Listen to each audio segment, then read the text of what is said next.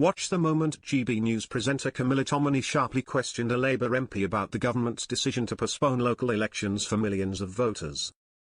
Appearing on GB News, Graeme Downie was questioned about the postponement, with Camilla asking him why the government knows better than the head of the Electoral Commission, the body that oversees elections in this country. Mr Downie replied, "As a Scottish MP, that's not something that directly affects me. As you can imagine, we are still going on with our work. We will hold elections in May, where we will try to get Anas Sarwar to become First Minister of Scotland." Keir Starmer's decision to cancel local council elections for millions of Britons this spring has been sharply criticised by the head of Britain's election watchdog. Vijay Rangarajan, chief executive of the Electoral Commission, said holding the elections was a key point.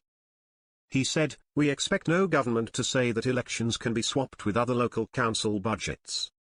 Mr Downie went on to defend the decision, telling Camilla, "The government has very strong and solid reasons for them and the local authorities to choose to postpone those elections.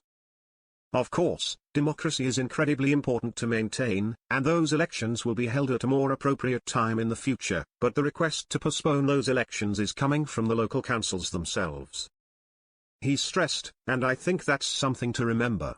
My focus is on what I'm going to do this morning, which is going door-to-door in Dunfermline and Dollar to campaign for the excellent Scottish Labour candidates in the May election." Recalling Mr Sarwar's recent call for Sir Keir to resign over the Peter Mandelson scandal, Camilla countered, "Wouldn't it be ridiculous to appoint Anas Sarwar as First Minister of Scotland when he thinks the Prime Minister is incompetent?" A Labour MP said, "No, absolutely not. I think that's a clearly ridiculous view. Anas Sarwar has been very clear about his position and it is his right as an individual, as the leader of the Scottish Labour Party. He asked the question, he has his own opinion, he has the right to hold that opinion. The Scottish election is about whether we want the SNP to remain in power for another decade, undermining Scotland's health, education, skills and other systems."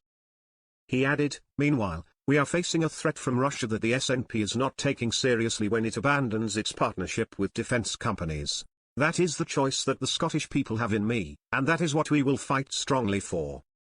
Responding to Downie's remarks, Camilla sarcastically said, "Excuse me, Mr Downie, you think it's ridiculous that I suggest there might be a contradiction in Anas Sarwar's goals when he's aiming for the Scottish First Minister position, while in reality he's calling for the Prime Minister of his own party to resign, saying the government has made too many mistakes. Don't you think there is a contradiction here? There is a contradiction, Mr Downie."